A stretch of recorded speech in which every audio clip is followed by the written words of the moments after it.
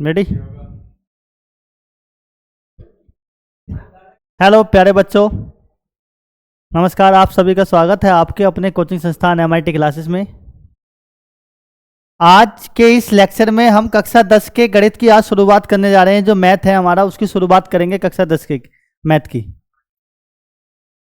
मैंने आपसे कहा था कि 10 तारीख से ही हम कक्षा 10 के मैथ की शुरुआत करेंगे। उसका पहले सेशन को हम शुरू से अब मिडिल से लेकर चलेंगे और इस प्रकार लेकर चलेंगे कि आने वाले समय में यानी कि 30 नवंबर तक हमें कोर्स कंप्लीट करने की हमारी चुनौती होगी। सभी बच्चों को मेहनत करके पढ़ना है। तो आप सभी बच्चे रेडी हैं? अच्छी बात है। 120 बच्चे रेडी दिखाई दे रहे हैं। ये जो लाइव आ रहे हैं 120 बच्चे हैं भाई। 550 बच्चों में से हमारे 120 बच्चे ही रेडी हैं। बाकी सभी लाइव आ जाइए जल्दी जल्दी। देखिए, पहले हम बेसिक की शुरुआत करते हैं थोड़ी सी मैथ में। बेटा सब्जेक्ट क्या है हमारा? मैथ है। क्लास क्या है हमारी? 10th है। इसका जो हमारा एप्लीकेशन पर जो ऐप है, उस ऐप MIT क्लासेस के नाम से जो ऐप है बेटा, उसमें हमारे 10th क्लास के जो भी हम तैयारी करा रहे हैं उसको बैच का नाम रखा गया है टॉपर्स बैच। आपने क्या करना है इस मैथ में? सबसे पहले बेसिक में आप करेंगे। बेसिक में देखिए, आपने कक्षा 9 में पढ़ के आए हैं। जो पहला चैप्टर था हमारा संख्या पद्धति था, रियल नंबर। क्या था? रियल नंबर नहीं, नंबर सिस्टम। शायद नंबर सिस्टम था आपका पहला चैप्टर। क्या था? नंबर सिस्टम था। और कक्षा 10 में जो हमारा पहला चैप्टर है बेटा, वह है वास्तविक संख्याएं, जिसे कहते हैं रियल नंबर। उससे पहले हम बेसिक में थोड़ा सा पढ़ चुके हैं। आप सभी बच्चों को अवगत होगा पहले से ही कि सबसे पहले हमने क्या पढ़ा था कि प्राकृतिक संख्याओं के बारे में पढ़ते हैं। प्राकृतिक संख्याएं, थोड़ा सा बेसिक पर ध्यान देंगे। ये बेसिक हमारे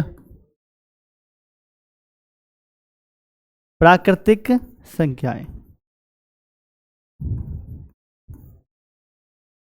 थोड़ा सा आप इस पर ध्यान दें बेटा। प्राकृतिक संख्याएं वो संख्याएं होती थी 1 से लेके अनंत तक की। जो संख्याएं होती थी वो प्राकृतिक संख्याएं 1 से लेके अनंत तक की, जिसको हमने कक्षा 9 में पढ़ा था एक थैले के रूप में। अगर हमें आगे हमने कुछ गेंदों को पर नंबर डाल के हमने आगे रख दिया जाए, रंग बिरंगी गेंदों को उस पर नंबर डले हुए हैं, उसे हम एक थैले में इकट्ठे करते चले जाएं तो हमें बार बार वही गेंदें प्राप्त होगी।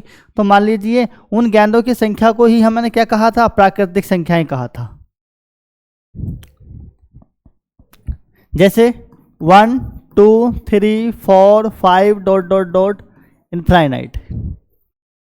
यहां तक कि इन संख्याओं को आपने क्या बोलेंगे बेटा? प्राकृतिक संख्याएं बोलेंगे। इन प्राकृतिक संख्याओं के स्थान पर एक दूसरा जो संख्याएं आती थी हमारी बेटा, ये संख्याएं पूर्ण कब होंगी? पूर्ण संख्याएं। पूर्ण संख्याएं।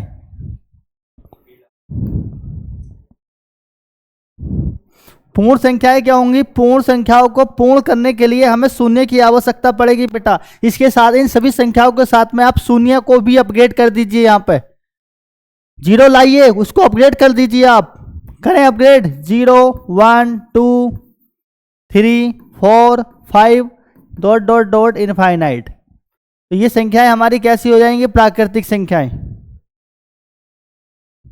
इसी क्रम में आपने पढ़ा होगा सम संख्याएं, आपने पढ़ा होगा विषम संख्याएं,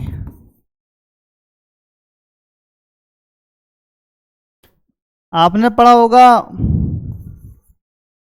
अभाज्य संख्याएं,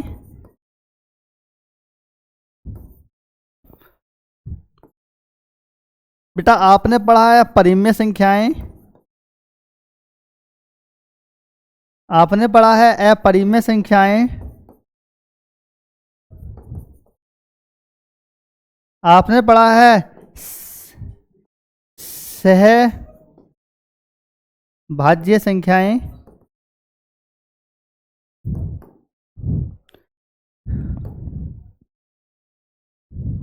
देखिए इस पर फोकस करेंगे। सम संख्याएं क्या आती थी? 2 से जो भाज्य संख्याएं थी, 2 से विभाजित,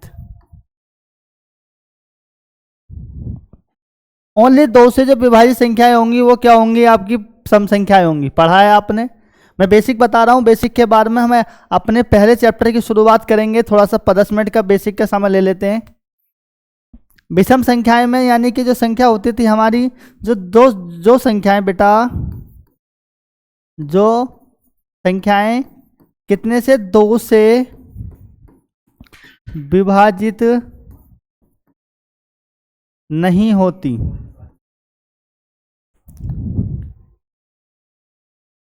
अभाज्य संख्याएं। अभाज्य संख्या का मतलब है, जैसे एक मान लीजिए, छोटा सा एक एग्जाम्पल लीजिए बेटा, एक मुजोर व्यक्ति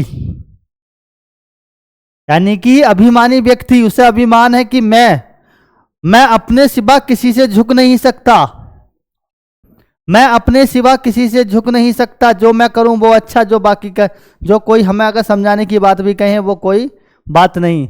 तो ऐसे ही संख्याएं जो अपने सिवा नहीं झुक सकती किसी से, वो कौन सी हैं आपकी? वो कौन सी संख्याएं हैं बताइए बेटा? अभाज्य संख्याएं हैं, यानी कि जो संख्या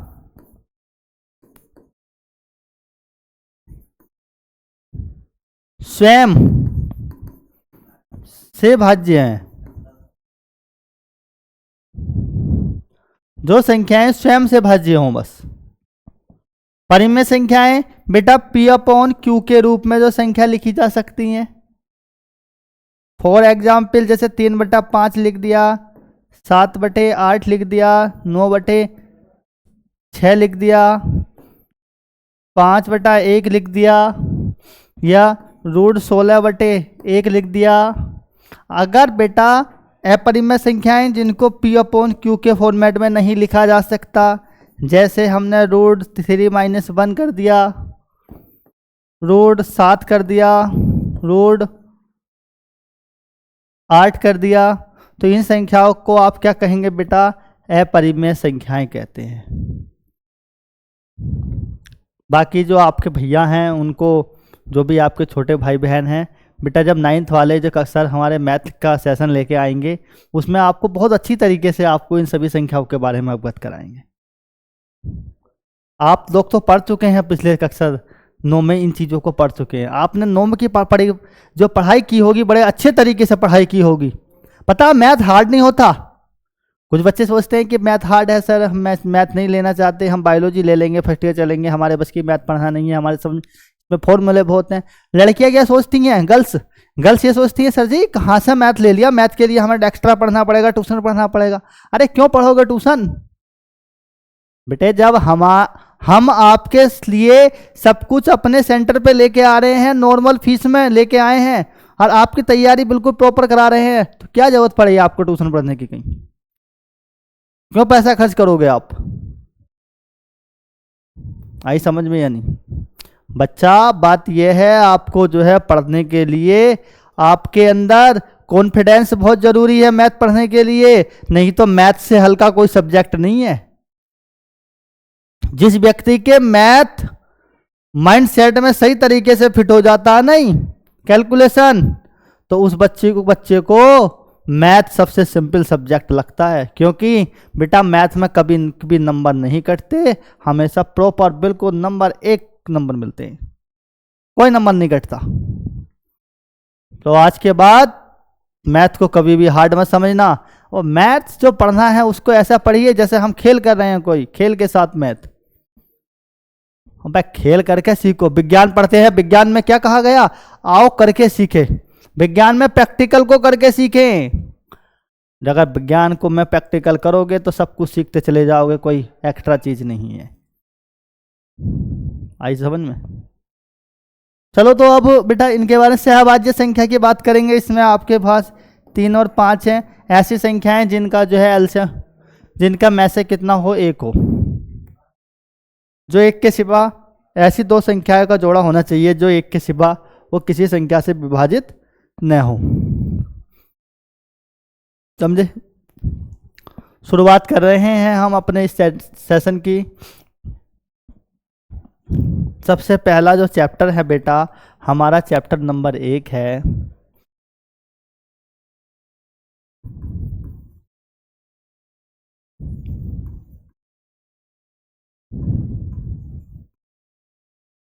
रियल नंबर, वास्तविक संख्याएं। पहला चैप्टर हमारा रियल नंबर है, वास्तविक संख्याएं जिनको कहा गया। ठीक है, वास्तविक संख्याएं क्या हैं? समस्त संख्याएं वास्तविक संख्याओं का रूप होती हैं। तो इन वास्तविक संख्याओं का रूप में जो सबसे पहला जो हमारा टॉपिक है बेटा, एक थ्योरम दी गई है, वो क्या है? यूक्लिड विभाजन प्रमेयिका। प्रेमिका नहीं बेटा, प्रमेयिका, प्रमेयिका, जिसे एल्गोरिथम भी बोल सकते हैं। उस पर विचार कर देंगे हम, क्या है पहला यूक्लिड विभाजन कितना अच्छा लग रहा है। ठीक है, अब ये क्या है? ये नया चैप्टर है बेटा, आपसे 2-4 साल पहले ही मैथ में ऐड हुआ चैप्टर, उससे पहले नहीं था। ये जब न्यू सिलेबस चेंज हुआ था पीछे 2000 कोविड-19 से पहले, उस समय पे यही चैप्टर मैथ में ऐड हुआ था। अब ये बहुत सिंपल चैप्टर है, आप इस पर विचार कीजिए। इसमें बहुत, लेकिन हमें प्रमेय को समझना पड़ेगा बेटा।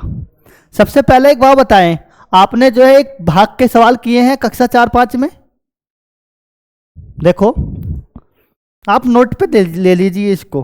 विभाजन प्रमेयिका का मतलब है, आप में इसका जो कथन की बात करेंगे, इसमें कुछ कथन लेने हैं। सबसे पहले आप एक बात कीजिए, माना A C D 4 पूर्णांक है। इन पूर्णांकों को आप सबसे पहले क्या करेंगे बेटा, इस फॉर्मेट में कीजिए कि आप इसको भाग के फॉर्मेट में लिख लीजिए। ठीक, ए को आप यहाँ लिखिए, बी को यहाँ लिखिए, सी को यहाँ लिखिए और डी को यहाँ लिख लीजिए। बड़ी, अब ए क्या है, बी क्या है, सी क्या है, जिससे हम भाग देते हैं बेटा उसको कहते हैं, यहाँ बी क्या है, भाजक है, जो क्या कह रहा है, भागजा। किसे भगा रहा है? ये ए को।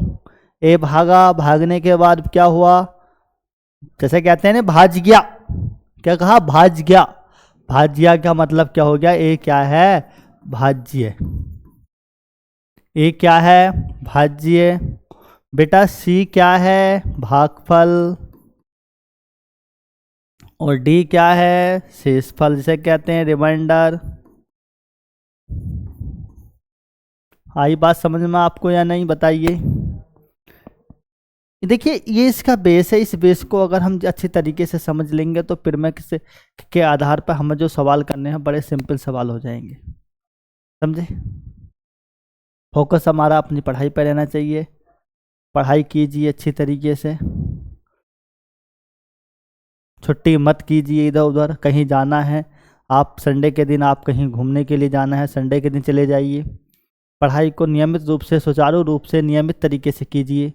नियमित तरीके से अगर पढ़ाई करेंगे तो आपको कभी किसी प्रकार की कोई दिक्कत नहीं होगी। हमें मैथ को इतना सरल बनाना है कि किसी भी क्वेश्चन का आंसर हम बड़े आसानी से दे सकें। बेटा जब आप कक्षा 11-12 करने के बाद में भी किसी कंपटीशन एग्जाम की तैयारी करेंगे, वहाँ अधिकांश 90% एग्जाम में मैथ एक का बहुत महत्वपूर्ण टॉपिक है। और मैथ जो है एक बहुत महत्वपूर्ण सब्जेक्ट हो जाता है आगे चल के। तो उसको हम महत्वपूर्ण को, सब्जेक्ट को अगर आगे चल के भी हमें वो प्रिपरेशन उसकी करनी पड़ेगी, तो इससे से प्रिपरेशन आप कीजिए, आप कीजिए।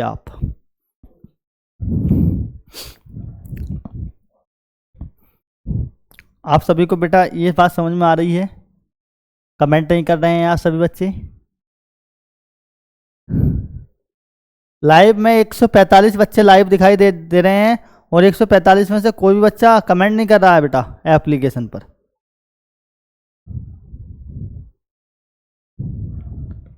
ये हमारे 2026 के टॉपर्स विद्यार्थी कमेंट नहीं कर रहे हैं, क्यों? कमेंट कीजिए, कोई बात समझ में नहीं आ रही तो आपको।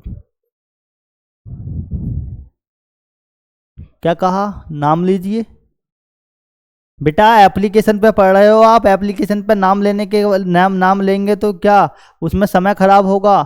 यूट्यूब पे समय खराब होता है यूट्यूब पे नाम लेंगे तो। 5 बच्चों के नाम बेटा, 5 बच्चों के नाम आप। अंकुश कुमार, पहला जो बच्चा है हाँ हाँ नाम ले रहे हैं।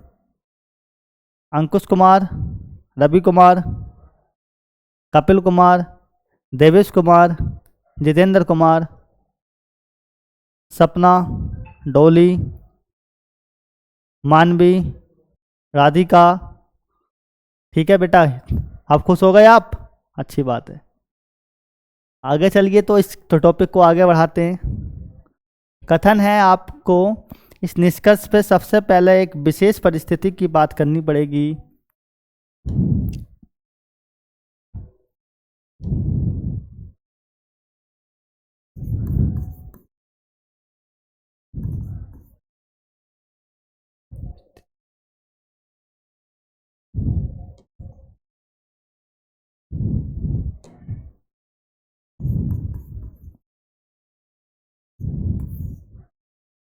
विशेष स्थिति में आप इसको ध्यान देके देखिए।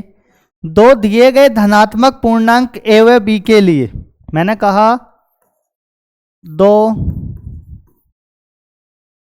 दिए गए धनात्मक पूर्णांक ए व बी के लिए,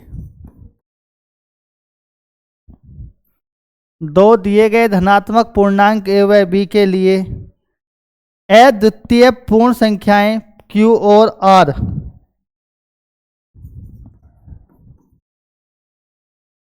द्वितीय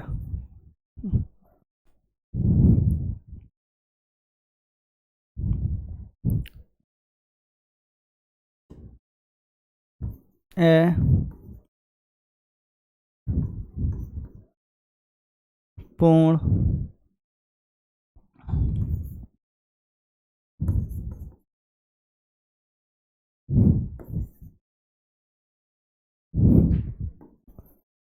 इस प्रकार संबंध दर्शाते हैं।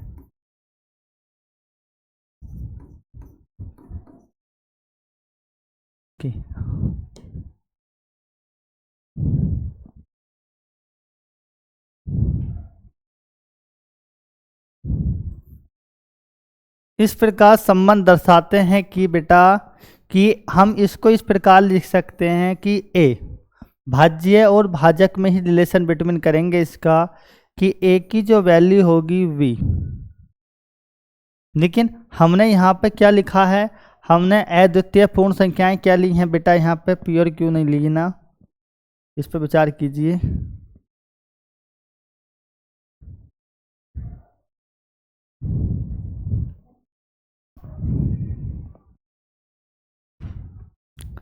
चाहे यहाँ से प्योर क्यों ही रहने दीजिए।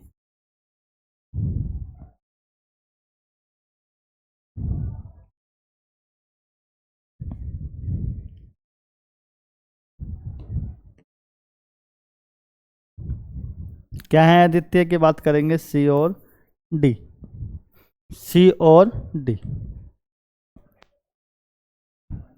और सी क्या है? बी के साथ में सी आ जाएगा और डी रिमाइंडर अलग हो जाएगा। डी रिमाइंडर क्या हो जाएगा? अलग हो जाएगा। ठीक, इसको स्लाइड आप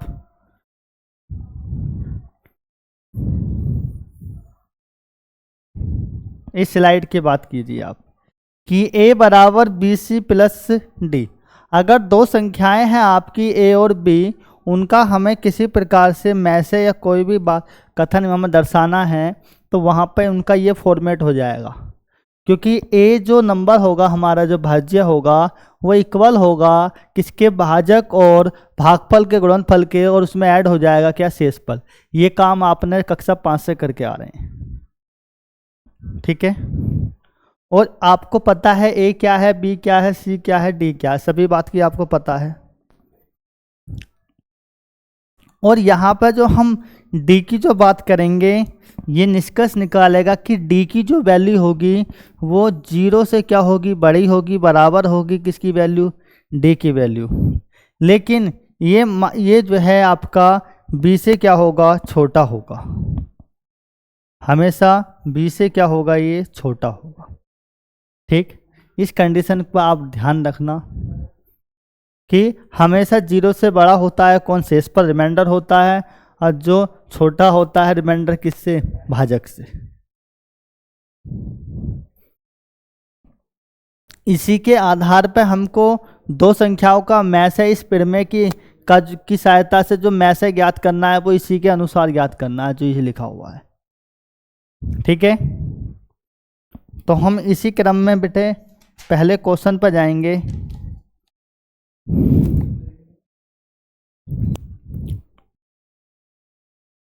सबसे पहले अगर मान लीजिए दो संख्याएं दी गई हैं, यहाँ पर दूसरी विशेष परिस्थिति की बात कर लीजिए आप, बेसिक। यदि ए व बी दो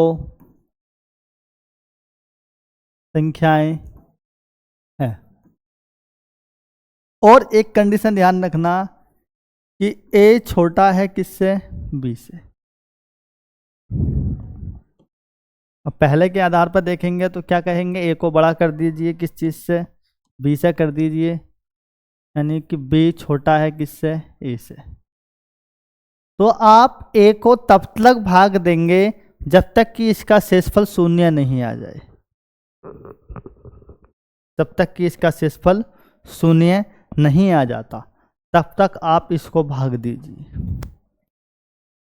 और जिस संख्या के कारण यह शून्य आएगा वही संख्या दोनों का क्या होगी, मैसा होगी, ठीक है।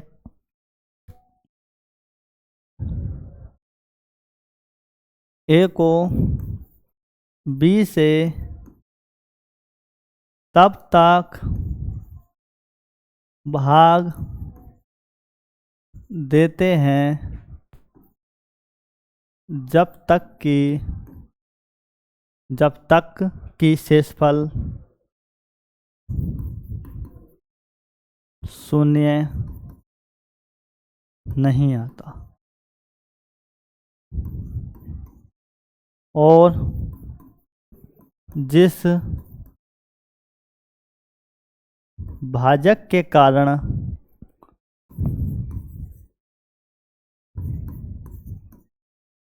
शेषफल शून्य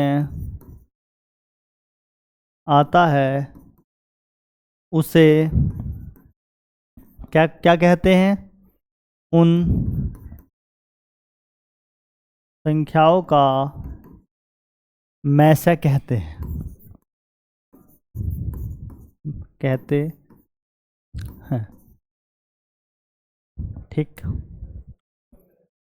विशेष परिस्थिति पर बात ध्यान देकर चलेंगे आप, ये विशेष परिस्थितियां ही आपको सवाल को आसान बनाने में मदद करेंगी।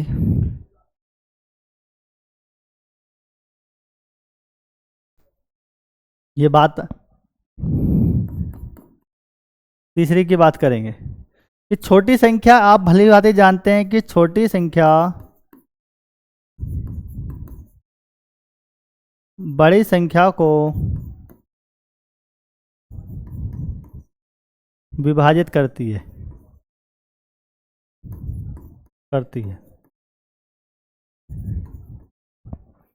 विभाजित करती है। अतः बड़ी संख्या छोटी से क्या है, विभाज्य है,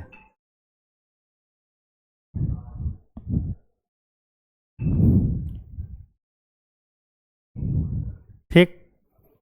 अब मैथ है जो ज्ञात करना है,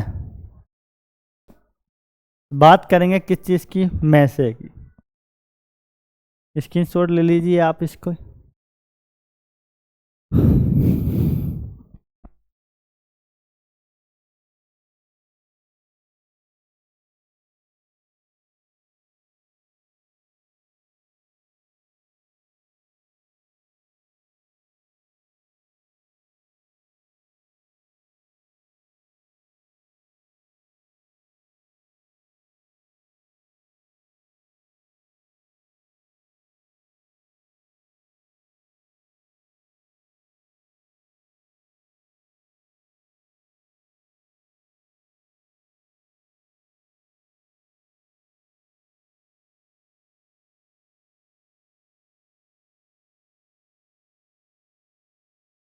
तो आपने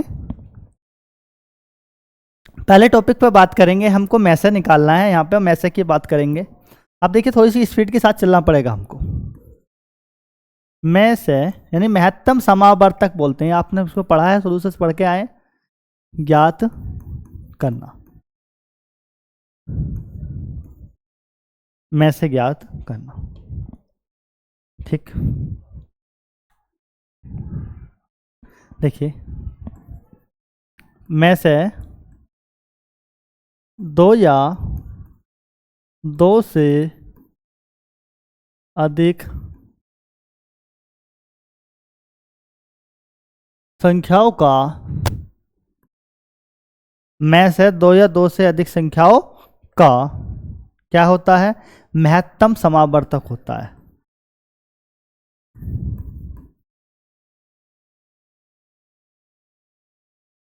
समावर्तक, महत्तम समावर्तक, समावर्तक होगा बेटा ये, समाव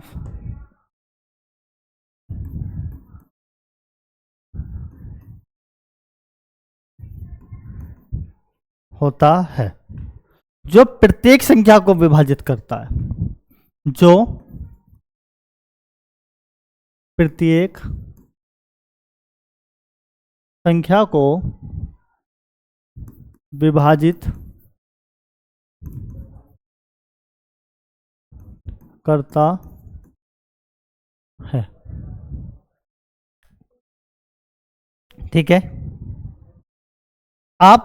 आपने किस प्रकार से करना, आपने गुणनखंड के रूप में इसका महत्तम समावर्तक करते आए होंगे आप पहले। किसके गुणनखंड के रूप में, फॉर एग्जाम्पल ले लेता हूं मैं यहां से कि कितने का मैं एग्जाम्पल लूं, मैं कहता हूं कि 12 और 24 का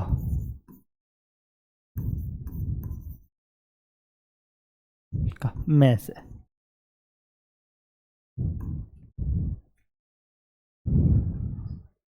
ऐसी संख्या सेट को देखना है जो दोनों संख्याओं को विभाजित कर दे। वो कौन संख्या कौन सी होगी, बताएं बताएं। देखिए अगर 12 के आप खंड करते हैं तो कितना, 2 दूनी 4 या 12। ऐसा ही 24 को करते हैं, 2 दूनी 4 दूनी 8 या 24। सभी में से कॉमन संख्याओं को आप मैसे की जब बात करेंगे, उस मैसे में क्या करेंगे, साधारण तरीके से दोनों में से एक एक संख्या निकाल के चलिए। आप यहां से 2 निकाल लीजिए, यहां से 2,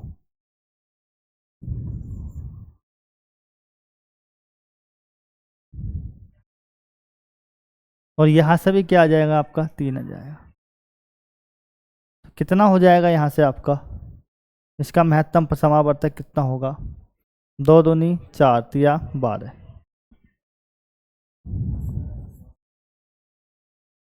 ठीक।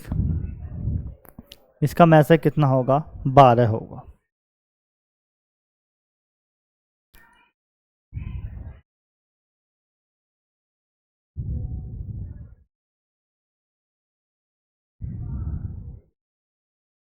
बारह को आप 12 से भी विभाजित कर सकते हैं और 24 से भी विभाजित कर सकते हैं।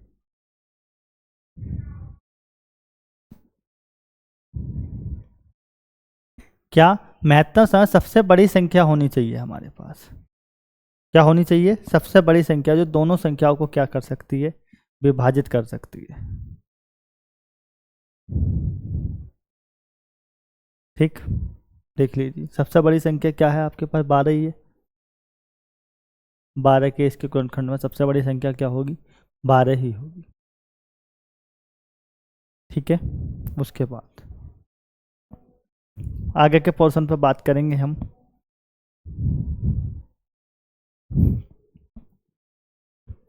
लैस है, लैस है किस प्रकार ज्ञात करेंगे हम? यूक्लिड फिल्म का मैं थ्योरम का बताऊंगा किस तरीके से करना है।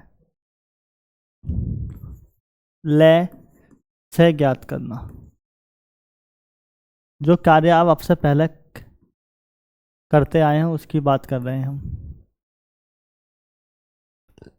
क्या दो संख्याएं 24 और 36 के लिए ले लीजिए, और लैसे है क्या? दो लैसे पे लहतक लघुत्तम समापवर्तक, दो से अधिक संख्याओं का लघुत्तम लैसे जो होता है बेटा, वो होता है जो संख्या सभी से भाज्य हो।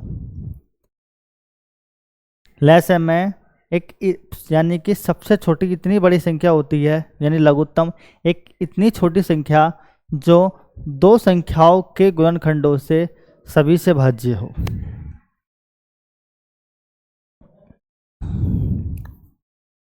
देखेंगे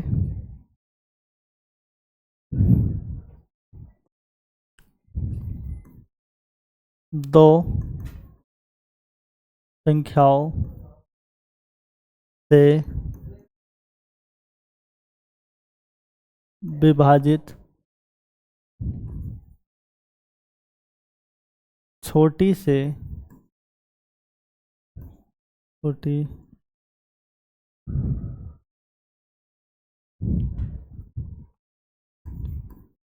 संख्या उन संख्याओं का लैसे होता है, होता है। फॉर एग्जाम्पल में बात कर लेंगे हम, क्या दो संख्या 24 और 36 का लैसे, दो संख्या 24 और 36 का लैसे। 24 के आप खंड कर लीजिए, 36 के भी आप खंड कर लीजिए। 2 दूनी 4 दूनी 8 तिया 24, 2 दूनी 4 दूनी 8,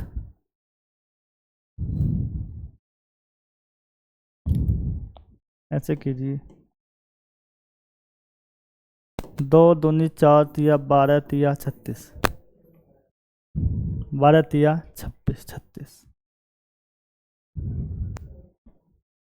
इसका जो एलसीएम आएगा, सबसे पहला खंड है दोनों में कॉमन लीजिए, दूसरा खंड है इसमें से भी कॉमन लीजिए, तीसरा है इसमें से कॉमन ले लीजिए, जो बचता है उनकी आपस में गुणा कर दीजिए, 2 तिया 6 बचता है।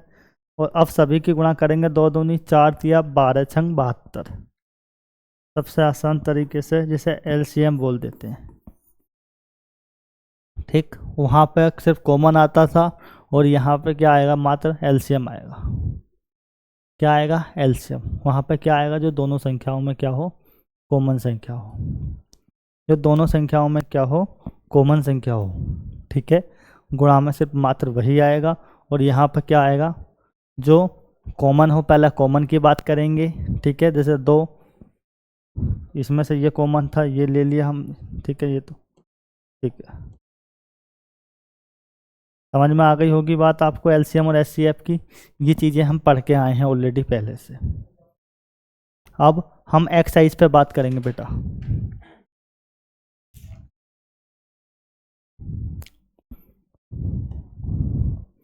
पहली प्रश्नावली की में बात कर रहे हैं हम।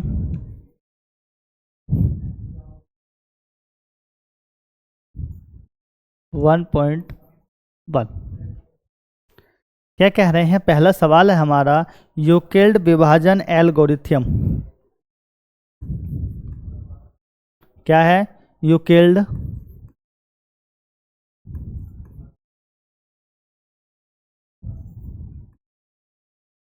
विभाजन एल्गोरिथम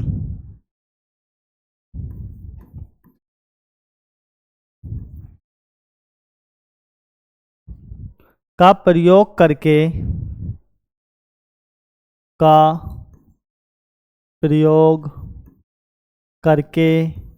क्या करना है हमको, में से ज्ञात करना है,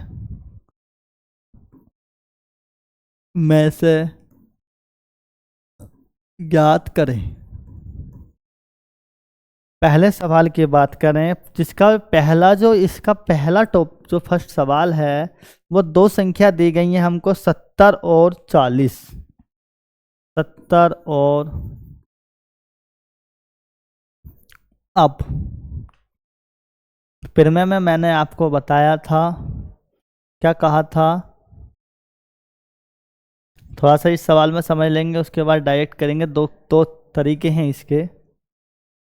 सबसे पहले आप इस क्वेश्चन में बेटे ऐसे कीजिए, छोटी संख्या पकड़ लीजिए, दोनों में कंपेयर कीजिए कि 70 बड़ा है किससे, 40 से। तो हम हैं, हमारे पास जो अभी मैंने जो इक्वेशन बनाई थी वहाँ से b कौन सा होगा, b तो बेटा ये हो जाएगा, और a कौन सा होगा, ये हो जाएगा। ठीक,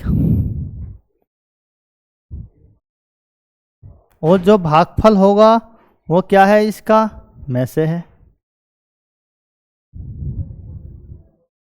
जिसके कारण यह शून्य आएगा। दूसरा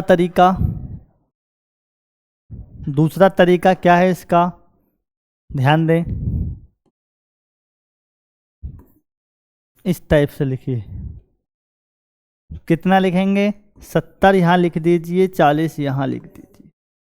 40 से कितने बार, एक बार, कितना बच जाएगा बेटा, 30 बच जाएगा। इस 30 को यहीं रहने दीजिए, 40 को उठा के यहाँ ले आइए। इस टाइप से चलना है आपको। 30 का ना 30, 10 बच जाएगा।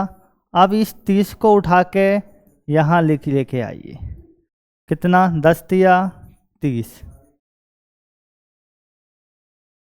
रिमाइंडर कितना आ गया बेटा, शून्य आ गया।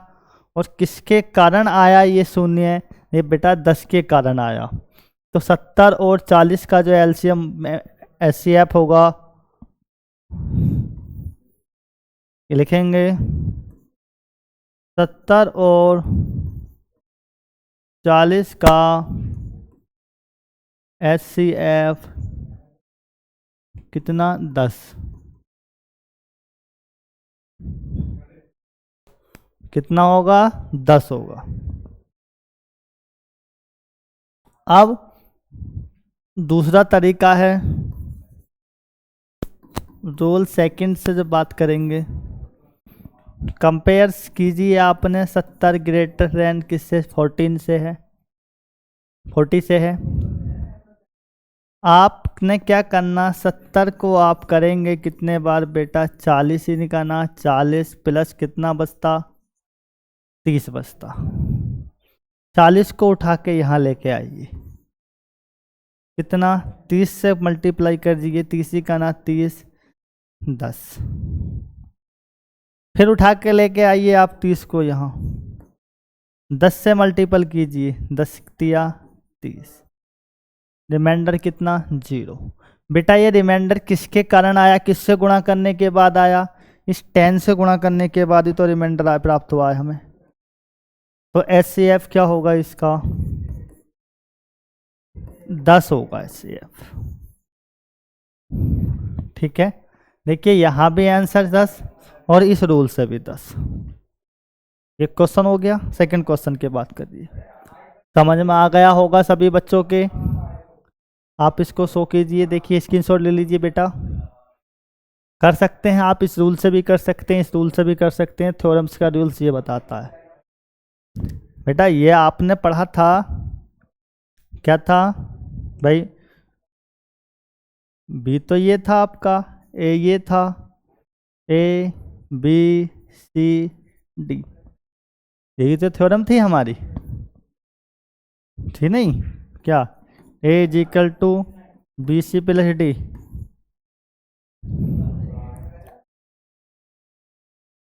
ठीक है, आगे बात कीजिए, इसको नोट कर लेना। सेकंड क्वेश्चन में बात करी है हमसे 18 और 45 का HCF।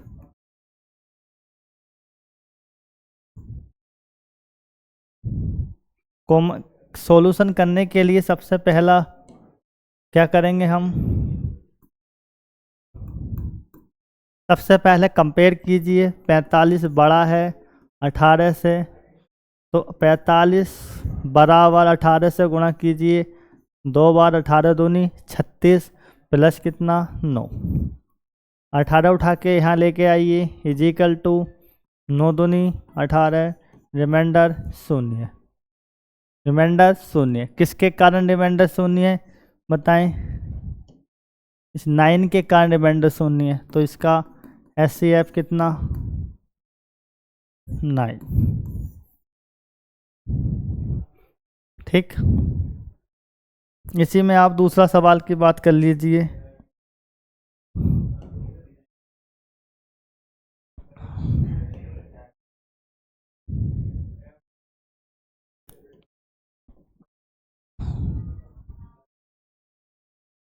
थर्ड सवाल की बात करेंगे हम, 165 और 255 की बात कर रहे हैं।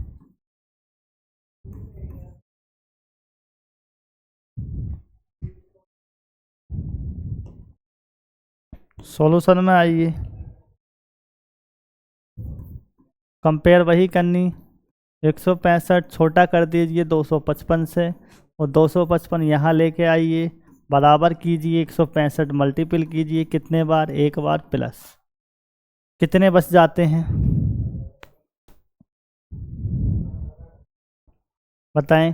5 में से 5 घटा दीजिए, कितना 0 प्राप्त होगा आपको, और यहाँ से देखिए 25 में से 16, तो आपको 9 प्राप्त होंगे। फिर 165 यहाँ उठा कर लेके आइए, और 90 से कर दीजिए 90 का एक बार प्लस, कितने बचेंगे यहाँ 75 प्राप्त हो जाएंगे।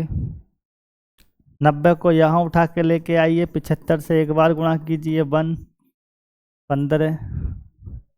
75 को यहाँ लेके आइए, 15 से गुणा कीजिए, 15 पंजे 75, रिमाइंडर 0 आ गया। किसके कारण आया रिमाइंडर 0, 15 के कारण। तो HCF क्या कहेगा 15। थ्योरम बहुत सिंपल है ये, कोई दिक्कत किसी बच्चे को, इस क्लास को आप पढ़ेंगे कोई दिक्कत नहीं आएगी आपको किसी तरीके की, समझ गए। चौथे क्वेश्चन की बात करते हैं इसी क्रम में हम।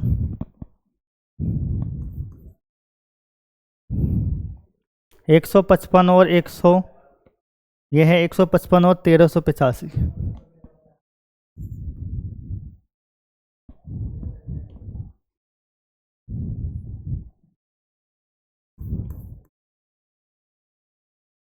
तेरह सौ का HCF कीजिए। 1350 सॉल्यूशन में आप पहुंचिए आप, 1385 बड़ा है किससे 155 से।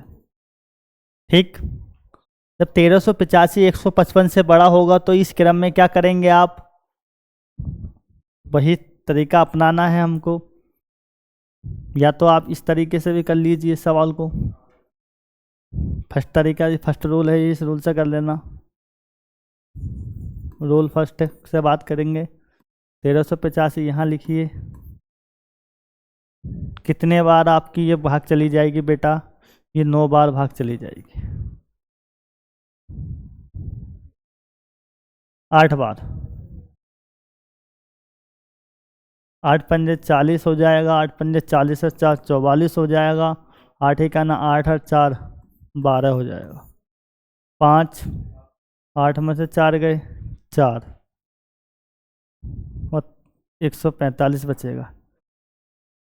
अब 145 को 155 से कर दीजिए। 1 टाइम 10 बच प्राप्त होगा आपको। इस 10 को 10 से भाग 145 को दे दीजिए। कितने बार जाएगी भागी आपको? 14 बार जाएगी। 5 प्राप्त होगा और 5 को भाग 10 से दे दीजिए 10 बार। रिमाइंडर कितना? 0। किसके कारण रिमाइंडर 0 आया? 5 के कारण आया। तो यहाँ से फर्स्ट रूल के अनुसार हमारा एचसीएफ कितना हो जाएगा?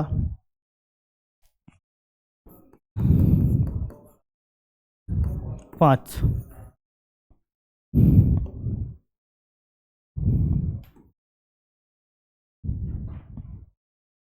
रूल सेकंड रूल से बात करेंगे इसकी।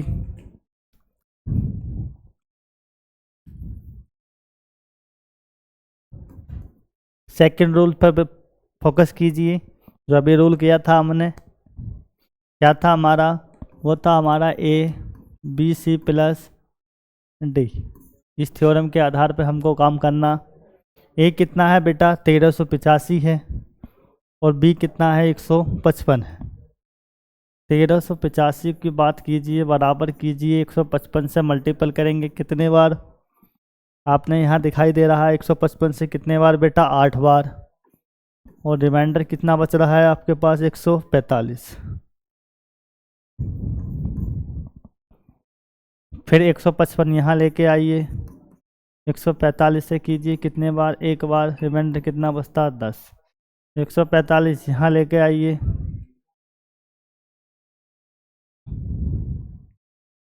10 से कीजिए कितने बार? 14 बार। रिमाइंडर कितना बचता? 5।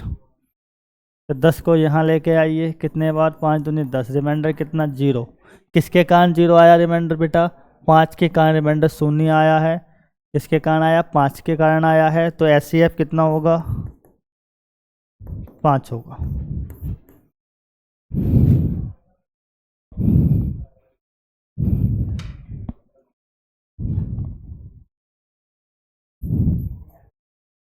एचसीएफ 5 होगा।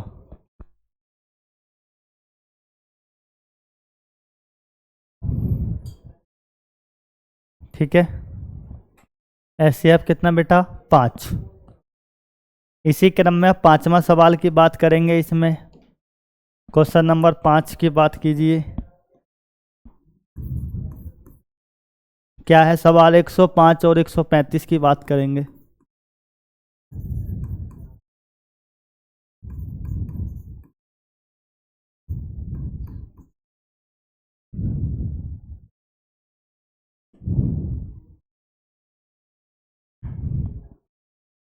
एक 135 बड़ा होगा किससे? 105 से होगा। तो 135 यहाँ लिखिए। 105 से 1 बार 30।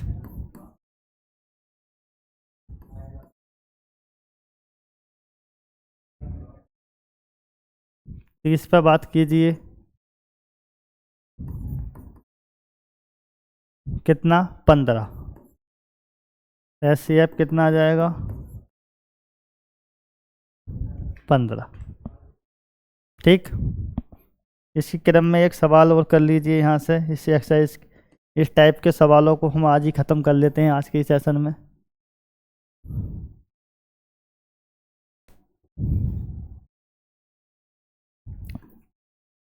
क्या कहा सवाल में?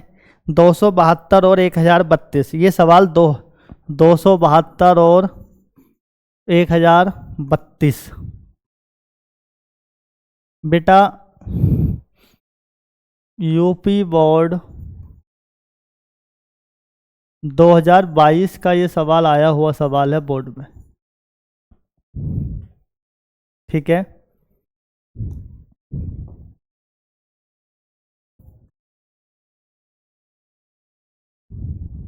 देखिए कंपेयर वही बात करनी है। 1032 को बड़ा दिखान दर्शा 272 से, तो हम 1032 यहाँ लिखेंगे। बराबर करेंगे 272 से गुणा करेंगे 3 बार। गुणा 3 प्लस 272 से जैसे ही हम 3 बार गुणा करते हैं, देखिए 2 तिया 6 प्राप्त हो जाएगा, 3 सत्ते 21 हो जाएगा का 1 हासिल 2 और 3 दूनी 6 2 8 816। कितने में से ये 1032 में से कितने बचते हैं? 16 बच जाते हैं आपके पास, और यहाँ से 2 बच जाते हैं, 216 बचते हैं। अब 272 को यहाँ लेके आइए, 216 से आप कीजिए इसकी मल्टीपल एक बार, प्लस कितना बच जाएगा? 272 में से 216 को आप कम कर दीजिए, 6 बचेगा, वो 6 में से 5 बचेगा, 56 बच जाता है। 216 यहाँ लिखिए, 56 से गुणा कर दीजिए इसकी 4 बार, प्लस कितना 224 आ जाएगा। अधिक हो जाएगा ये, यहाँ से कितने बार करनी है गुणा हमको? 3 बार, 3 बार करिए, 3 बार 168, और 216 में से 168 कम करेंगे तो 8 प्राप्त होगा यहाँ से, और 10 में से 6 गए 4 प्राप्त होगा 48। अब यहाँ बेटा 56 लिखना, 48 की एक बार गुणा करेंगे और प्लस कितना बचेगा? यहाँ से 8 प्राप्त होगा। अब 48 यहाँ लेके आएंगे, और 8 छंग कितना? 48, बचता कितना है बेटा? 0। किसके कारण आया ये? 8 के कारण आया। तो SCF कितना हो जाएगा? तब तक प्रक्रिया करनी जब तक रिमाइंडर 0 ना आ जाए, और 8 हमारा SCF। सभी बच्चों को समझ में आ गया होगा कि यूक्लिड थ्योरम के द्वारा हम मैसे किस प्रकार ज्ञात करते हैं। आज के इस सेशन में हम इतनी ही बात करेंगे, बाकी कल इस सेशन में आगे के जो रूल्स के अनुसार जो सवाल होंगे, लेसे निकालना है बहुत कुछ चीज़ों में, यानी कि बहुत ट्रिकी सवाल हैं, उन सवालों पे हम बात करने के लिए बेटा कल बात करेंगे। कल आप सभी बच्चों को फिर लाइव आना है। आज संख्या लाइव 130 बच्चों से लाइव होते सोते 268 बच्चों तक पहुंच गई है संख्या।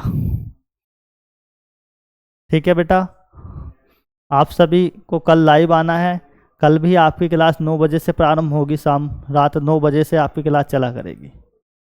ठीक है, आप क्लास कभी भी देखेंगे एप्लीकेशन पर, 9 बजे से क्लास मैथ की क्लास है आपकी। ठीक बेटा, धन्यवाद।